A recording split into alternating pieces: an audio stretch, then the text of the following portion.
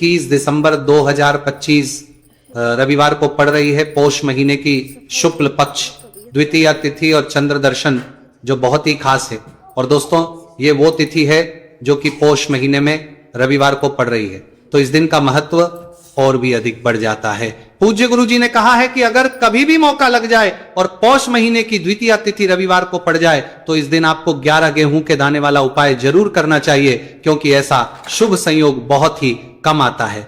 और दोस्तों इसी दिन किया जाने वाला पंडित जी द्वारा बताया गया 11 गेहूं के दाने वाला उपाय आप लोगों को जरूर करना चाहिए।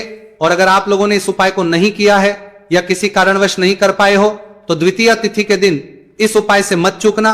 दोस्तों देखिए ये दिन इतना खास होता है, इतना महत्वपूर्ण होता है।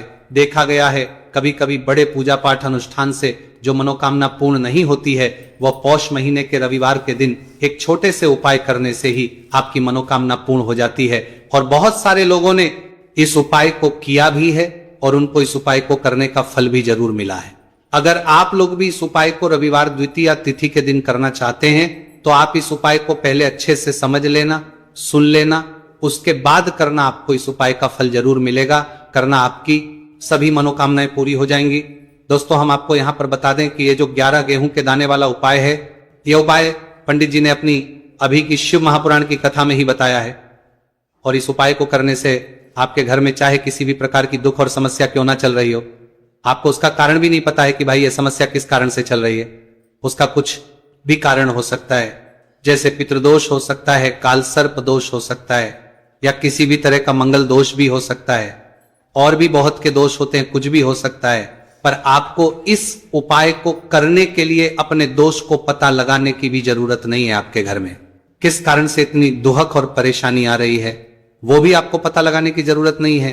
बस रविवार के दिन इस उपाय को कर लेना, क्योंकि इसी एकमात्र उपाय को करने से आपके पूरे घर परिवार में सुख और शांति हो जाएगी। आपके घर में अच्छे अच्छे काम होने लगेंगे। आपकी जो भी मनोकामना होगी वो आपको करना कैसे है, किसको करना है, किस समय करना है और कैसे करना है। देखो उपाय बिल्कुल आसान है, बस समझने वाली बात। अब सबसे पहली चीज हम लोग ये समझते हैं कि इस 11 गेहूं के दाने वाले उपाय को इस द्वितीया तिथि के दिन किसको करना है। तो देखिए इस उपाय को घर के सभी सदस्यों को करने की बिल्कुल भी जरूरत नहीं। घर में से कोई एक मुख्य बड़ा सदस्य ही इस उपाय को करेगा तो उस घर परिवार के सभी सदस्यों को इस उपाय को करने का फल मिल।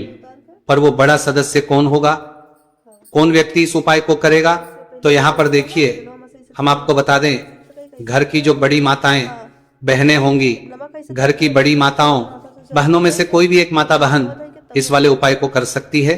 अपने पूरे घर परिवार के लिए घर में सभी सदस्यों को इस उपाय को करने की जरूरत नहीं है।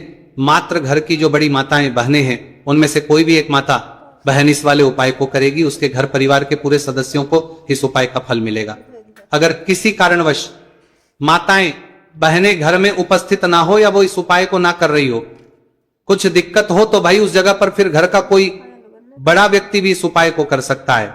माताओं बहनों के कहने का मतलब यह था कि माताएं बहनें घर की लक्ष्मी होती हैं। जब घर की लक्ष्मी कोई उपाय करती है तो निश्चित ही भगवान शिव जी बहुत जल्दी प्रसन्न होते हैं और उपाय का फल में बहुत जल्द और बहुत बड़ा करके भी यहां पर देते हैं। तो आप लोग ये बात समझ गए होंगे। अब हम ये बात समझते हैं इस वाले उपाय को हमें करना किस समय है। इस 11 गेहूं के दाने वाले उपाय को हमें इस रविवार द्वितीया तिथि के दिन करना किस समय है। तो देखिए इस उपाय को करने का जो समय है शाम का समय है। अब देखिए यहां पर हम मुख्य रूप से सुबह का समय नहीं बोलेंगे, क्योंकि देखिए ये जो द्वितीया तिथि है और आप सभी लोग जानते हैं इसका प्रदोष काल का जो समय होता है ना, इस दिन भगवान शिव और माता पार्वती जी का सबसे प्रिय दिन होता है। तो आप लोग इस गेहूं के दाने वाले उपाय को शाम के समय में कर सकते हो। और देखो अगर सुबह करोगे तो आप 8 बजे से 11 बजे के मध्य इस उपाय को कर सकते हो। और देखो अगर शाम के समय कर रहे हो तो इस दिन जरूर शाम के समय का ध्यान रखना कि रात के 6 बजे से लेकर 7 बजे के बीच में अगर आप इस उपाय को कर सकते हो तो बिल्कुल कर लेना। पूरी कोशिश करना, आपको उपाय का फल जरूर मिलेगा। ये बात आपको समझ आ गई। अब बात करते हैं उपाय की। देखो गुरुजी ने कहा है कि अगर रविवार के दिन द्वितीया तिथि पड़ जाए तो इस दिन आपको 11 गेहूं के दाने वाला उपाय तो अवश्य ही करना चाहिए। देखो ये उपाय यदि आपके जीवन में कर्जा बहुत अधिक है, आपके जीवन में संकट बहुत अधिक रहते हैं, आपके ऊपर बहुत अधिक विपदा आ रही है, बार बार आपको अपने व्यापार में और अपने धन में हानि देखने को मिल रही है, यानी कि आपको प्रत्येक कार्य में हानि हो रही है, तो आपको यह करना चाहिए। देखिए, इस उपाय के लिए आपको 11 गेहूं के दाने आपको लेने हैं, ठीक है। 11 दाने लेने के बाद में आपको जरूरत होगी चावल के दानों की। 11 चावल के दाने और 11 गेहूं के दाने, और चावल के दाने खंडित नहीं होने चाहिए। अब आप कहोगे भैया गेहूं कहां से लेने? देखो, आपको किसी भी किराना स्टोर पे गेहूं के दाने मिल जाएंगे, जाके ले लेना, ठीक है ना। 11 गेहूं, 11 चावल के दाने लेने हैं। साथ ही साथ आपको एक तांबे का लोटा लेना है, और उस तांबे के लोटे में आपको जल भरना है। जल खुद के घर का होना चाहिए, मंदिर का नहीं होगा।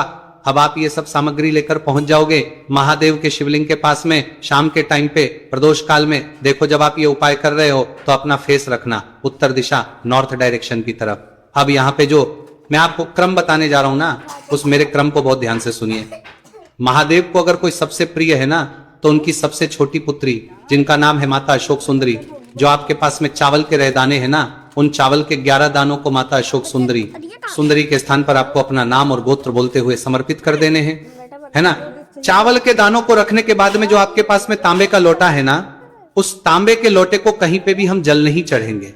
सिर्फ और सिर्फ माता पार्वती का जो हस्त कमल आपको दिख रहा है, यहीं पे गोल गोल आपको समर्पित करना है, उसी जल को, और कहीं नहीं। ना तो माता अशोक सुंदरी के स्थान पर, न शिवलिंग के ऊपर, सिर्फ आपको यहाँ पे गोल गोल जलाधारी पर आपको उस जल को समर्पित करना है। अब आपके पास में बचे हुए हैं 11 गेहूं के दाने, और बचे हैं उन्हीं 11 गेहूं के दाने को आपको अपनी मनोकामना, अपने विशेष कहते हुए महादेव के शिवलिंग के ऊपर अगर आप द्वितीया तिथि के दिन प्रदोष काल में समर्पित कर देते हैं, तो आपकी जो भी मनोकामनाएं होंगी, जो भी विश होंगी, महादेव पूरी जरूर करते हैं। अन्न समर्पण करने से, उस खासकर गेहूं को समर्पण करने से हमारी इच्छाएं पूरी होती है। और अगर वो दिन द्वितीया तिथि का दिन हो, तब तो इससे सुंदर संयोग कुछ भी नहीं हो सकता।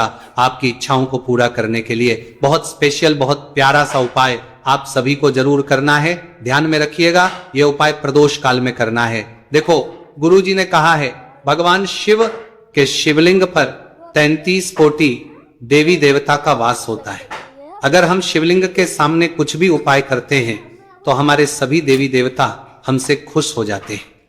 ये उपाय आपको अवश्य करना है। देखो, सुबह के टाइम नहीं कर सकते, ठीक है। अब बात करते हैं अगले उपाय की। देखिए, अब हम जान लेते हैं गुरुजी द्वारा बताए गए दूसरे उपाय के बारे में। इस उपाय के लिए आपको मात्र 2 लौंग लेनी होगी, यानी कि आपको लौंग का जोड़ा लेना है। 2 फूल वाली आपको लौंग लेनी है। लौंग का जोड़ा से भी खंडित नहीं होना चाहिए, इस बात का ध्यान रखें। इसी के साथ में आपको लेना होगा लाल चंदन का पाउडर। देखिए, यदि आपके पास लाल चंदन की लकड़ी है तो उसे घिसकर भी आप चंदन के रूप में प्रयोग कर सकते हैं। यदि पाउडर है तो उसका भी आप अपने उपाय के लिए प्रयोग कर सकते हैं। देखिए, चंदन जो है वो तेज का प्रतीक माना गया है, और साथ ही साथ जीवन के अंधकार को दूर करने का प्रतीक माना गया है। अब इसी के साथ में मात्र एक तांबे के पात्र के अंदर शुद्ध जल लेना होगा अपने घर से। अब दोस्तों, ये तीनों सामग्री लेकर के सीधे आपको पहुंच जाना होगा भगवान शिव के मंदिर में। देखिए, इसी के साथ में आपको एक गोलबाती का दीपक भी लेना होगा। दीपक आप मिट्टी का भी ले सकते हैं, शुद्ध घाटा मढ़कर उसका भी तैयार कर सकते हैं, और दीपक में आपको शुद्ध घी का प्रयोग करना है। लेकिन जैसे ही आप इन सभी सामग्रियों को में लेकर के पहुंचेंगे मंदिर में, जैसे ही आप चौखट के वहां पर पहुंचेंगे, तो मंदिर की चौखट के सीधे तरफ आप जो अपने साथ एक गोलबाती का दीपक लेकर के आए हैं, उसे आपको सबसे पहले तो प्रज्वलित कर देना है। यानी कि जैसे ही आप मंदिर की चौखट के वहां पर प्रवेश करते हैं, तो उसके सीधे तरफ आपको ये गोलबाती का दीपक प्रज्वलित कर देना है। अब देखिए, जैसे ही आप ये दीपक प्रज्वलित करेंगे, तो आपकी जो भी मनोकामना है उससे आपको बोल देना है। आप इस दीपक को इस प्रकार से करने के बाद इन सभी सामग्रियों को आपको शिवलिंग के पास में लेकर पहुंच जाना है।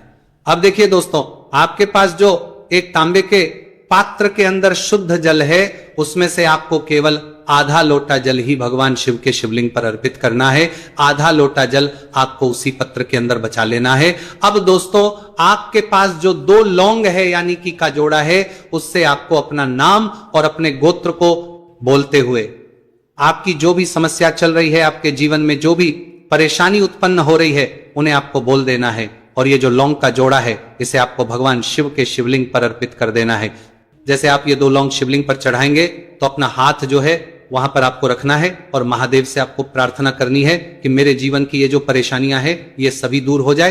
यानी कि आपके जीवन में धन की संबंधित परेशानी चल रही है, कर्ज की समस्या चल रही है, बच्चों का पढ़ाई लिखाई में मन नहीं लग पा रहा है, घर के जो आर्थिक संकट है वह सभी दूर हो, व्यापार आपका ढंग से नहीं चल पा रहा है, घर में रोग की स्थिति बनी हुई है, यानी कि जिस भी प्रकार की आपकी समस्याएं हैं उसे आपको महादेव से बोल देना है और महादेव से इन सभी समस्याओं को दूर करने के लिए आपको प्रार्थना कर लेनी है। अब देखिए दोस्तों, आपने जो 2 लौंग शिवलिंग पर समर्पित की थी उसे आपको वहां से उठा लेना है और इन दोनों को आपको शिवलिंग से उठा करके सीधे उससे जल के पात्र के अंदर डाल देना है, यानी कि अपने आधा लोटा जल और बचाया हुआ था उसी के अंदर आपको ये 2 लौंग डाल देनी है और साथ में आप जो लाल चंदन लेकर के आए थे उस लाल चंदन को भी आपको उसी पात्र के अंदर डाल देना है, यानी कि आधा लोटा जल और बचा हुआ है तो उसी आधे लोटे जल के अंदर आपको ये लाल चंदन भी डाल देना है। अब देखिए, इस आधे लोटे जल में है जिसमें अपने 2 लौंग लिए, लाल चंदन डाला है, उसे सीधे लेकर के आपको पहुंचना है बेलपत्र के वृक्ष के।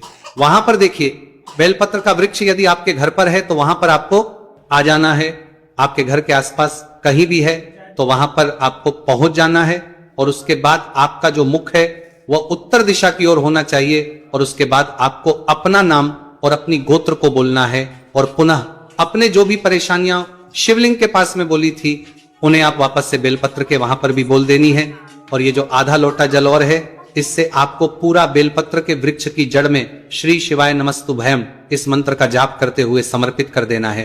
तो बस इतना सा उपाय आपको करना है, जो भी आपकी परेशानी है, समस्या है, उससे महादेव निश्चित ही दूर करेंगे।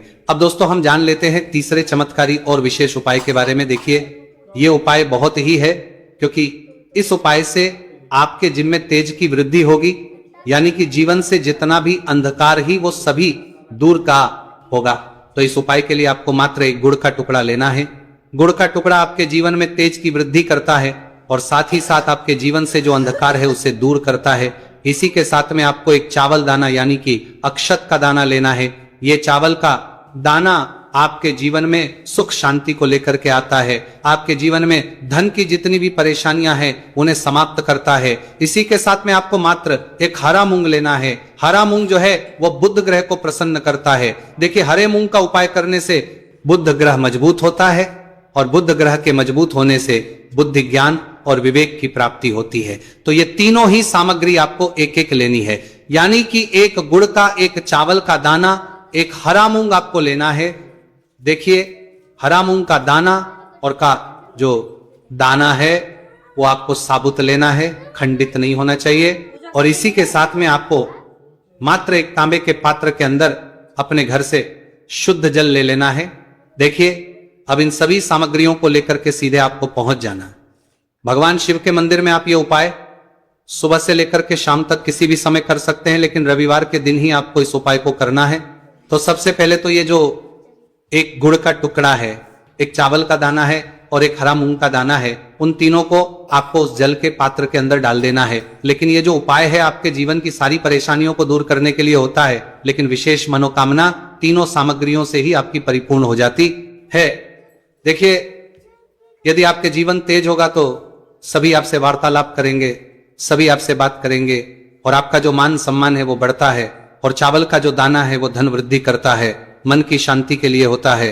और हरा मूंग जो है वो बुद्धि, ज्ञान और विवेक की प्राप्ति के लिए होता है।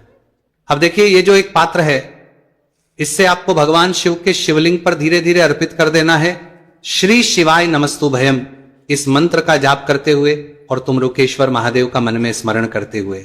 लेकिन तुम रुकेश्वर महादेव का स्मरण करने से ये जो उपाय है और अधिक प्रभावशाली हो जाता है। तो महादेव का स्मरण करते हुए ये उपाय करने से आपके जीवन में जो भी अशांति है वह सभी दूर हो जाएगी। तो इस प्रकार से आपको ये सुंदर सा उपाय कर लेना है। इसके बाद बात करते हैं तीसरे उपाय की। देखो, ये उपाय बहुत ही अचूक उपाय है जो आपको करना है। देखो, इस उपाय के लिए आपको 2 दीपक लेने हैं। देखो,